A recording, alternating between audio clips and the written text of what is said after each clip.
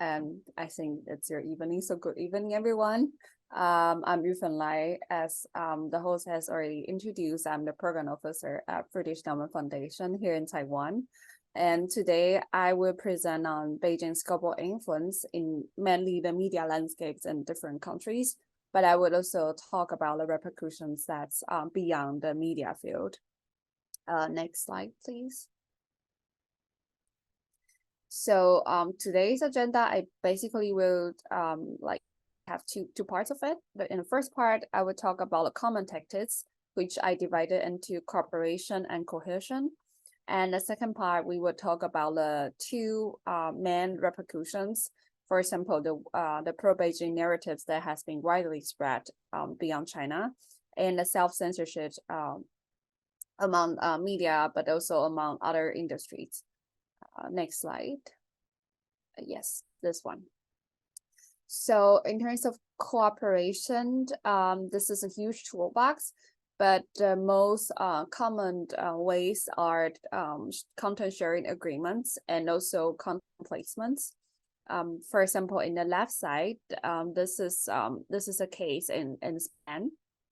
So the Chinese state media Xinhua, it actually has a long standing cooperation agreement with the Spain's EFE news agency, whose content is basically spread and synced across Spanish language outlets worldwide. And this is the photo of the then president of EFE who congratulated the Chinese state news agency to host a World Media Summit. I think 2 years ago. Yeah, 2 years ago. And by the way, this is a weird World Media Summit that was, I think, since early 2000, and then it has taken place in not just China, but also in Moscow and Doha, and where, you know, the press freedom doesn't necessarily is guaranteed. And yeah, this president of EFE is I think the first representatives from EFE that take part in this summit. And the right side, this is a case study from Germany, actually. So in this report from Spiegel, it talks about a placement that appear in the really prominent and reputable newspaper, Süddeutsche Zeitung. So basically, Xinhua placed materials in this German newspaper. And this kind of paid contents also appear in other countries like Israel, like the US, and I believe there are also some in Latin America. And usually they have different ways to do this. For example, in this case, if you can see, there's a small line on the left top of the newspaper. It's Anzeigen, so it's like an ads. So they pay the outlet to publish it. But in other cases, they are also pay, for example, for the broadcaster of, let's say, television or radio to directly play, let's say, a series of fake documentary about China, and or sometimes they pay the journalists to publish pro-Beijing narratives.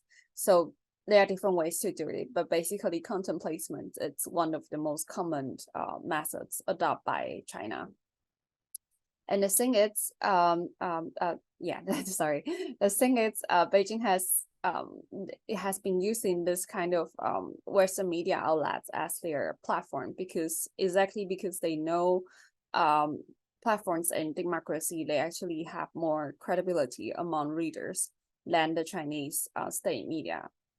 It's just like people outside China, they don't necessarily read Chinese state media or state media, let's say Russia Today from Kremlin, but they will definitely read their local outlets and like contents that are written in their languages. And in addition to this, there's another common cooperation methods that's also relevant to media industry.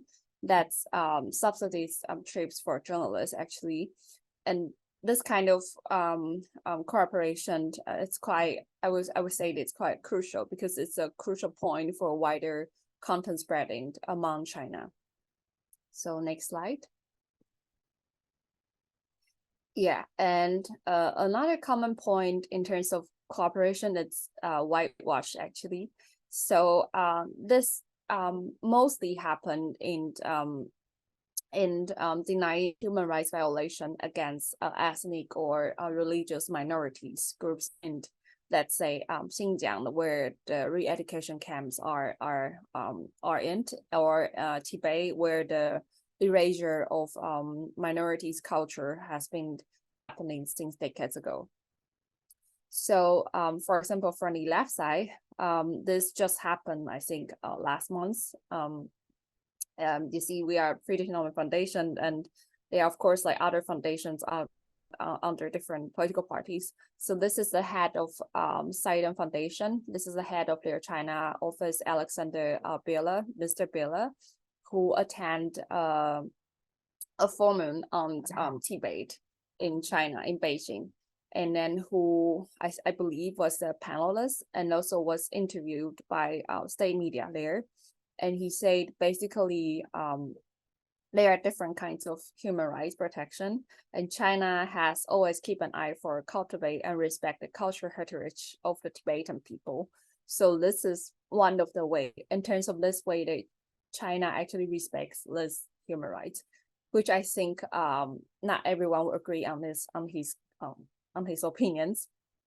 But the thing is, because he said that, and because of his position, this is quoted and spread on Chinese state media as of the whitewash tactics, and say, hey, you see, people from democracies, people with this position, they also agreed with us. And another like common platforms where whitewash happened is actually on social media, especially in recent years. So the right top was is a screenshot from several YouTube influencers who actually visit Xinjiang and then who interview people there or have like a trip vlog there, and then spread pro-Beijing narratives about situation there. So for example, this they are like two guys in this photo. One is from Israel, one is from Germany, and basically they have conduct interviews with local farmers in Xinjiang, and then they oftentimes focus on topics such as prosperity, including asking, oh, how much they earn every month, and then how's their life, are they happy, and then you know, how they do their job, sort of to imply, hey, there's no labor, like forced labor here in this region.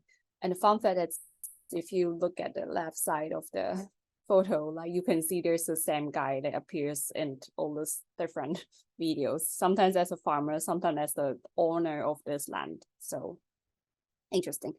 But I think it's so these videos, they are not only published or released on their own platforms, they also appear on Chinese state media, and used by, for example, the Chinese authorities to quote. For example, this is a screenshot that's used by the MOFA in China. They have it published on their press release. Basically, use this as an evidence to amplify the content about Xinjiang that's you know, aligned with China's narratives. So there are also diplomatic accounts, for example, on Twitter.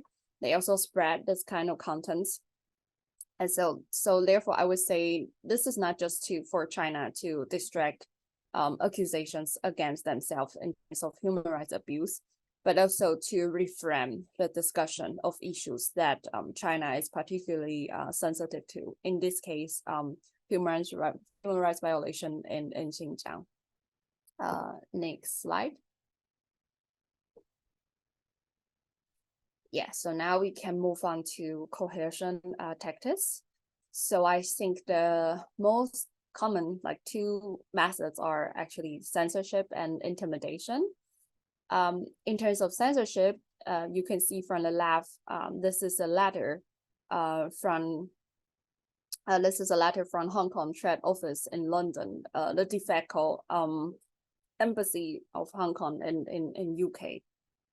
It basically sent a letter to the editor of the Sunday Times in a British newspaper, and 2 years ago, and threatened to prosecute them under their election law, because in this news article, the UK say that, oh, basically in Hong Kong they don't have real democratic election, this and that.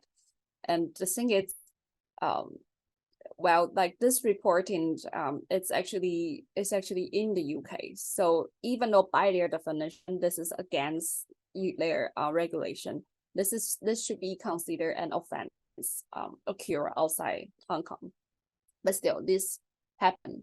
And what's noteworthy is that in the past years, the Chinese embassies in not just UK but also in other countries, they have been repeatedly trying to stop the publications of articles that are critical to the Chinese government. But I use this example because in the recent years, we see there are also examples like this that happen initiated from the Hong Kong authorities. And that's an alarming signal, I would say. And the right side, the same slide, yeah, the right side, this is a thread of tweets from Foreign Correspondents Club of China. Basically, they say they are really worried about offline and online attacks against foreign correspondents. In the screenshot, you can see from BBC, LA Times, from AFP, from AP, they got harassed in China when reporting on their or working on their reports there. So the common tactics for intimidations are, as I mentioned, harassment online, harassment offline, and also the escalating use of cyber attack or visa denied. And in Taiwan, we also have case of defamation lawsuits against journalists in Taiwan. And the thing is, I want to point out that this kind of cyber attacks or harassments, they usually especially target ethnic Chinese journalists who work, let's say, for the US media, or ethnic Chinese journalists who are female. Next slide, please. So what are the repercussions of this kind of like methods? So the repercussions, they of course affect the media landscape and in many countries, but sometimes the effect can be beyond media. For example, the left side, this is a case of Panama. So Panama, they cut their diplomat ties with Taiwan in 2018 and switched to China. But the thing is, back then the pro-China narratives, they are already before they cut the tie and after they cut the tie, already widespread, and this kind of narratives are not always initiated by local outlets or by the embassy there. For example, this is a photo of a commercial group. So already back then there are many narratives spread by this kind of commercial groups who has been either publishing op-eds on newspaper or have interviews online and talk about commercial benefits that would happen if Panama decide to have a strong partnership with China. And in another example is, and I think unofficial think tank, and that's formed by academies, by diplomats, by commentators. They have, if you look at their the content and publish, and also on their Twitter account, they basically promote many Sino-Panamanian business relations. They frequently spread and retweet content from Chinese state media. And it's not just pro-Beijing narratives. Sometimes it's also anti-US narratives, or narratives on issues like Taiwan. So this is quite problematic, and this also affects how people discuss issues like diplomacy and economic. And the right side, this is another example from the US, from the sport media, sport network ESPN. So back in 2019, there's this incident where when the manager of NBA, the basketball association, NBA team, I think it's Houston Rockets. Yeah, he's the manager. The manager, Daryl Morey, he tweeted on his personal account to show support to the pro-democracy protests in Hong Kong. And later on, this greet with criticisms and pushback from Chinese audience, and China for a while suspend, the broadcasting of NBA because of this tweet. And when ESPN wanna report on this incident, there's a leak memorandum from the senior news director of ESPN explicitly saying, please avoid political discussion about situations in China and Hong Kong when you are reporting on this incident. So this is an obvious case of self-censorship, even though ESPN, you can argue it's not necessarily an outlet that usually reports on politics. And yeah, like similar case also happened to, for example, Hollywood. It's it's a prominent community in film industry, but in Hollywood there's this long-term taboo of street teas. Tibet, Tiananmen, that's the 1989 massacre happened in China and Taiwan. So yeah, like they try to avoid not just like having scripts on relevant to this incidents or this factors that are sensitive to China, but also, for example, there were cases, and that's Doctor Strange from the Marvel. In the original story, the master was actually a Tibetan person, but in the movie they have the actor change to an actress, Tilda Swinton. So they have a Caucasian white woman to play this Tibetan master because they consider the market in China. So that's another case. Next slide. Yeah, so now after we talk about the common tactics and some examples, what can we do? Like, I would like to maybe draw your attention to response and resilience, because like, of course, this kind of influence or in some areas are quite high alert, for example, in Taiwan actually. But the thing is, in some societies, although they are like high influence from China, there's also high resilience from the civil society, from the government officials, and or just from the general legal protection. So here I would like to use mostly cases from examples from Taiwan to maybe give you some thoughts on this. So first, this is the pushback from journalists and media outlets in Taiwan. The right top photo, it's a screenshot of a letter given by a journalist from Taiwan who used to work for China Times. This is a broadsheet that's basically report on pro China or pro unification in the cross-strait relations, pro unification stance. And the journalist, he quit, he resigned in protest of the paper's lack of coverage of certain topics, for example, democracy movements in China, or for example, the protests in Hong Kong or the COVID thing. So no, not the COVID, sorry, like, yeah, this is in 2019. So he quit, and then he published this letter as this is the protest from the journalist side. And also there's another media outlet in Taiwan. It's called Liberty Times. This newspaper is, I think, the most in Taiwan. The chief editor said, or she said that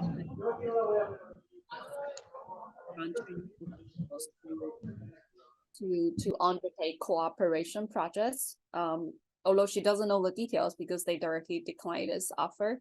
And the outlet so far still continue to reject advertisements from China, including those commercial ads that are allowed under our law, because they just want to be cautious to not self-censorship themselves.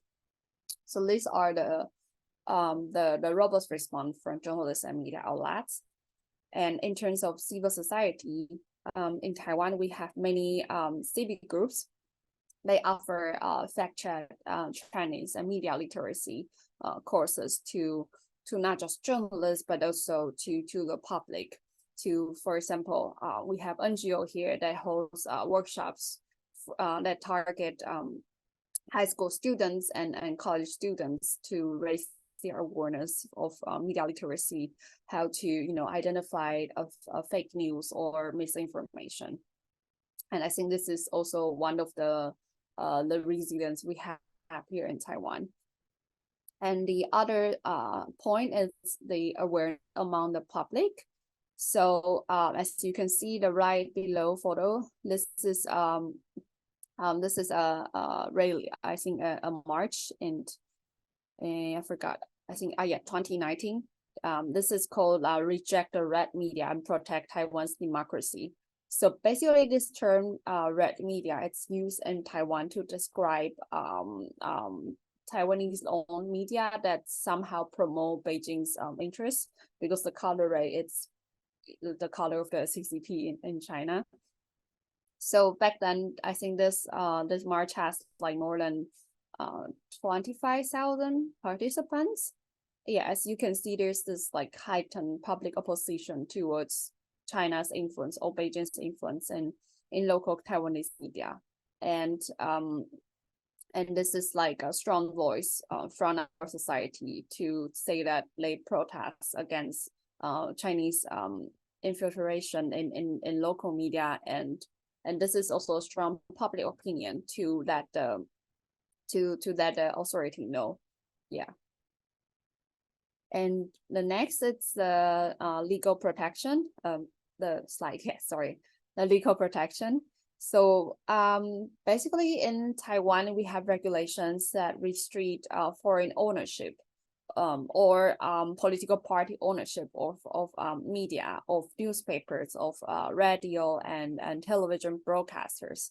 So this kind of legislation, they are we don't have like one single pocket of it. Yeah, but we have like, we don't have one single package of it, but we have several legal protections like spread in different acts, different laws. For example, we have regulation that require the media entities to disclose their investments by shareholders. So so the authority would know that how much, let's say, percentage this one is owned by this firm.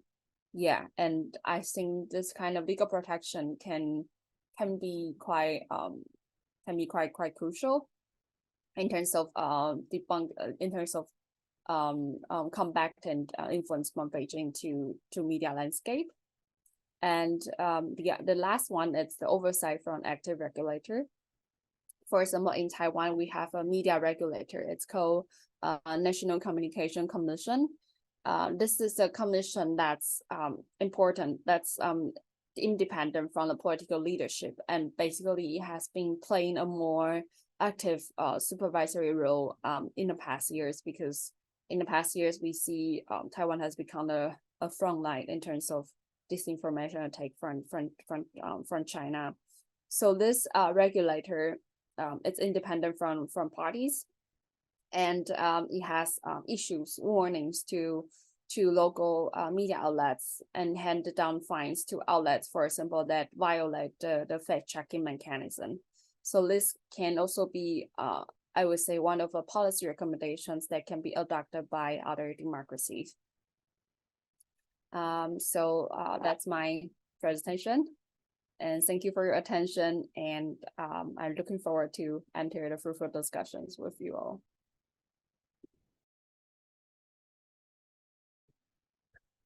Thank you very much for your presentation. We're now open to questions from the participants of the seminar. You may raise your hand or just write it down on the chat.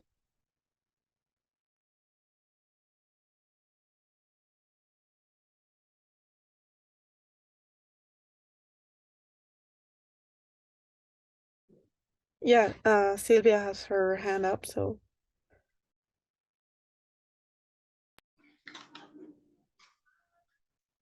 Yes, hello. Thank you very much, Yu-Fen, for your richful and very interesting presentation, very related with our concerns in Latin America regarding disinformation. I would really like to know what do you think about if there was some change in this pro-Chinese strategy and narrative after the invasion of Russia into Ukraine. I mean, during these almost 2 years.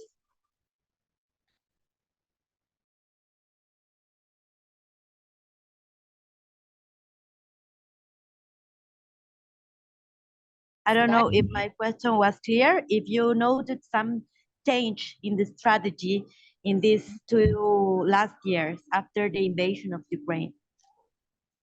Should I answer or should we collect? Okay, then I would really answer to this. In terms of strategy, or let's say like a bigger mechanism, I think it's a bit difficult to tell. I mean, because of course, like from the narratives, we can see there's definitely a shift. For example, in the past 2 years, the narratives in Taiwan, they are no longer just focused on you see the prosperity in China or how good the economy in China is and how good like once Taiwan become a part of China, this and that. Instead, in the past 2 years, there are more narratives that's obviously adapt or revise after the war, because for example now we have many disinformation about let's say Taiwan is next Ukraine. So in order to avoid this military invasion, Taiwan should how to de-escalating, and for example there are also narratives that try to reframe the reason why there's this Ukraine war. For example, they blame the NATO, they blame US, they blame Joe Biden, and then also saying, "Oh, US is not your real friend." This and that. So these are the new narratives we have been seeing in the past years. And I think it's in terms of strategy, I think there are some research that dig into where do these narratives come from and how come they are widespread now in Taiwan. And they find that basically the not the KOL, but more like the popular accounts, or yeah, you can also say influencer or key opinion leaders from Chinese state media.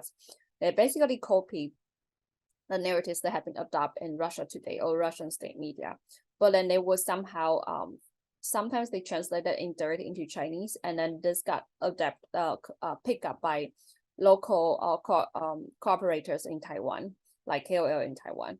But sometimes they would use this as the proof, but then they will add with local context, change do the parallel comparison between Ukraine, Russia to Taiwan, China.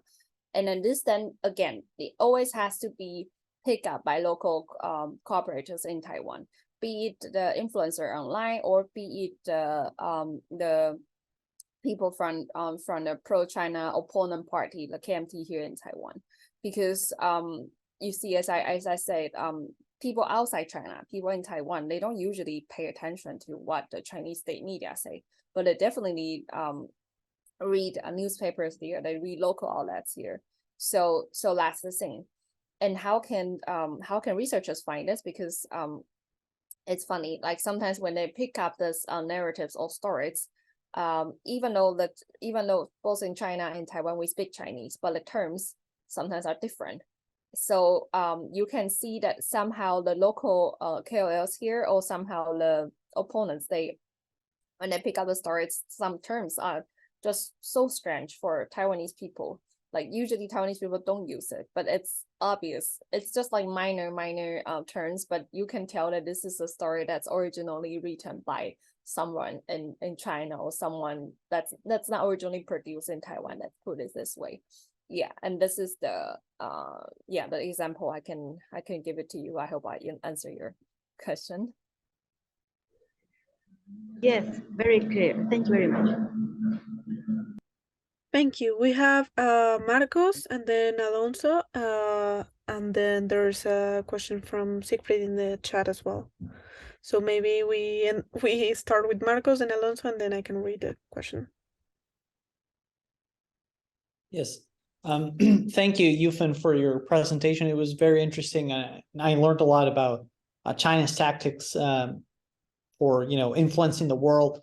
And I was just wondering, from your experience in Taiwan, you guys are certainly more used to, we are in Latin America, to China's influence. So my question is, from your personal experience, what do you think we could learn in Latin America from Taiwan's resistance, if you will, to China's tactics? Yeah, so the in my final slide, like those policy recommendations are, I would say, the response from different sectors in Taiwan, from the CSO, from the media outlets, from the governments, and from the media monitor agency. So these are things we see that have been working well in Taiwan, and I'm not exactly the aspect of local context in Latin America, but I think maybe these are some experience you can pick up from. And I would like to point out that I think in Taiwan, what we have tried before and not necessarily work out was the actually also the legal protection. So the thing is, when Taiwan was thinking to, of course, to push back from this kind of influence, Taiwan once had this discussion whether we should pass a strong regulation, which is a bit similar to the foreign agent regulation, I think, in US and Australia. And the thing is, Taiwan is a young democracy. I believe some of the countries in Latin America are too. Young democracy that used to have authoritarian legacy. So this kind of critics, they are not, they are oftentimes from the progressive people, from the civil society, who are afraid of this kind of law because they think, well, in the past, we used to have this kind of regulation, but they are used to arrest, let's say, dissident groups or activists. So while the society here in Taiwan is strongly aware of the influence from China, but at the same time, we try to find a balance between defending itself, but also to be as open as a democracy society at the same time. And in this case, at least for now, the Taiwanese government think this kind of strong regulation might undermine or might compromise our freedom to express or other democracy values. So this was a failure attempt, but I think a good one because it basically reflects on what our government is still trying, and then what they try to find a balance in between. Thank you. Thank you. Alonso? Hi, you. I just wanted to have your take on the most recent disinformation campaign from the CCP, more particularly the one targeting the Dalai Lama, because I read a pretty interesting piece on The Diplomat on how they frame all this, basically disinformation campaign in order to portray the Dalai Lama as a child abuser. I just wanted to know if from your perspective or from your organization's perspective, an analysis was conducted in that matter. I think so basically, if you look into false information or disinformation, there's this common thing that it always works the best when it's something that's a mixture of something really happened and something that's not true at all. So I think because then it's difficult for people to judge and difficult for people to tell. And I think in this case, I would say it is true that Dalai Lama did this, and then he also officially apologized. But of course, it's a really torch message later on got adopted by state media from China or people who has been long attacking Tibetans and Tibetan like government, because yeah, and then it's used as one of the it's used as their like narratives to that basically defend the whole Tibetan community also. But the act, the original act itself, like I also saw the video also, and I think of course you can say that Dalai Lama, he himself, he definitely didn't have the bad intention, like, but that's my personal opinion. I think he didn't have the bad intention to do it, but of course for some outsiders, for especially people who are maybe not familiar with the local culture, of course for them it is a really disturbing a clip of what he did. So yeah, so this is like, I think, a good example to say, yeah, you can see that this kind of mixture later on quickly got picked up by Chinese like apparatus of disinformation and of propaganda and use, and so that's why I think usually when we pay attention for upcoming, let's say upcoming targets for misinformation or upcoming targets, they might pick up by Beijing to divide the society. We focus on the topics that are most controversial in the society. And for example, in Taiwan, the topics are same-sex marriage, or same-sex marriage and death penalty, and also nuclear, like we have nuclear plant in Taiwan.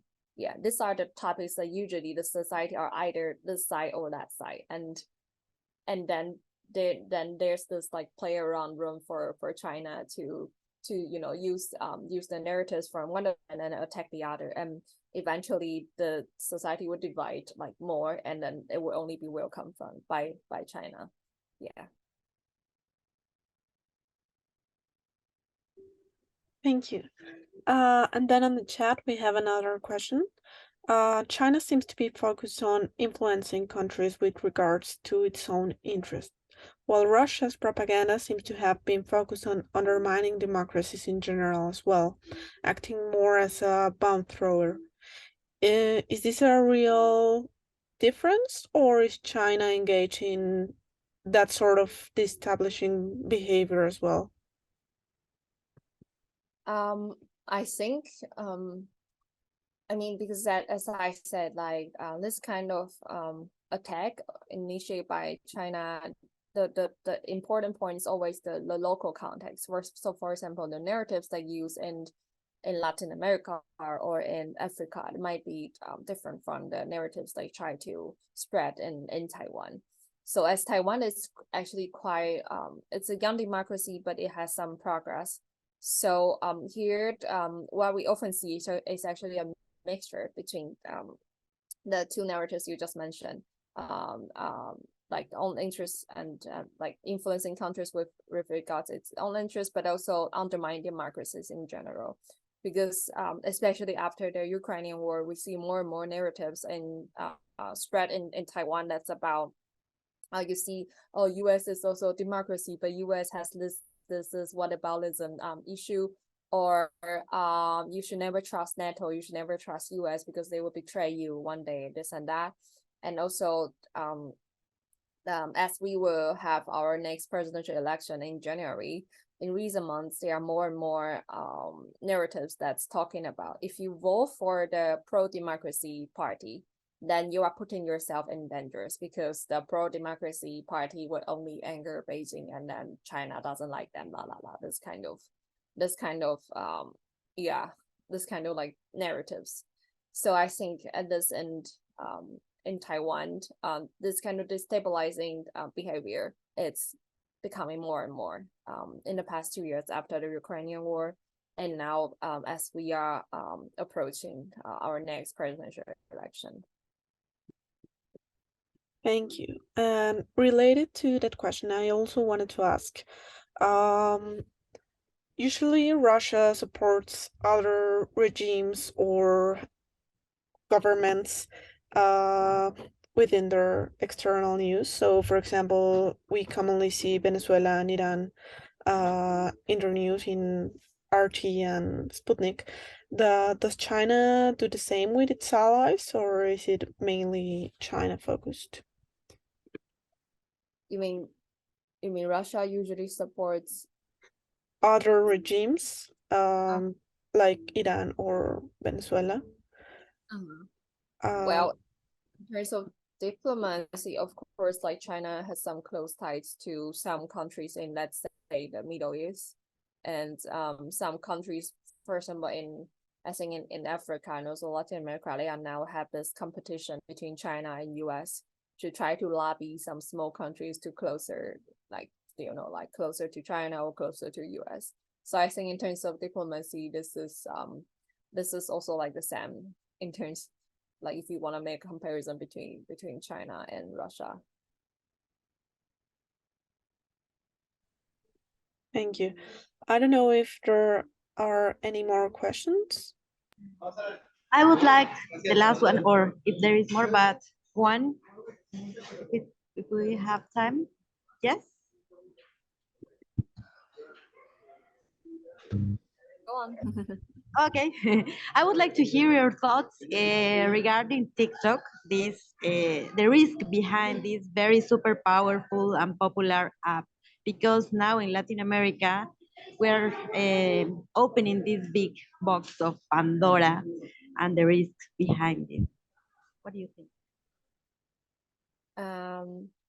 Yeah, so the thing is, that's why I think legal protection in local region, it's quite important, because the thing is, TikTok is actually also super popular in Taiwan, and not just Taiwan, but also Southeast Asian countries like Indonesia, like Malaysia, like other countries. And the thing is, we don't have a really strong data protection law like the EU. They have like GDPR, they have DSA. So TikTok actually face some challenge when they want to operate in EU. Of course, they can still do the operation, but they have been challenging by the EU authorities. And then even the CEO himself needs to fly to Brussels and do the negotiate himself.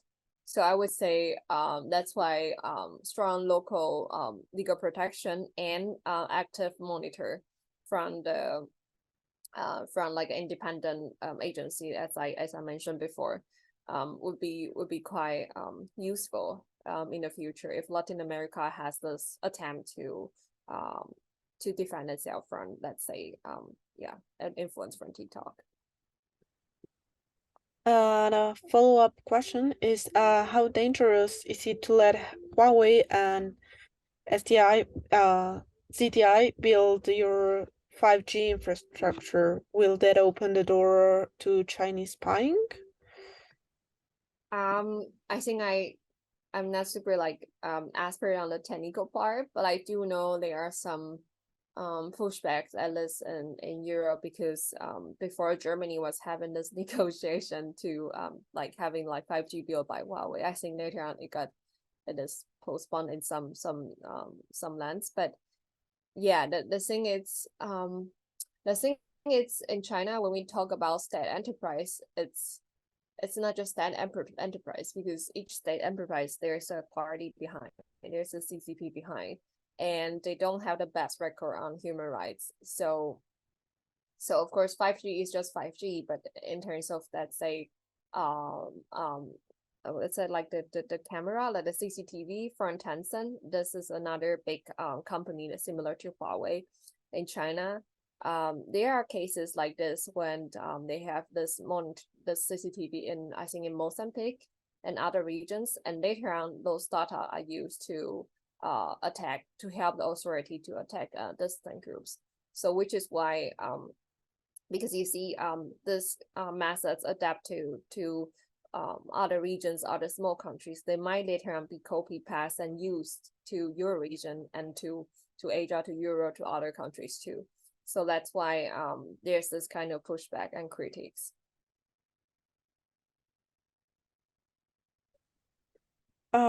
Thank you very much. And without further questions, I thank you for being here, for your presentation and your time. Thank you too. It was like my pleasure to share with you and hear your thoughts too.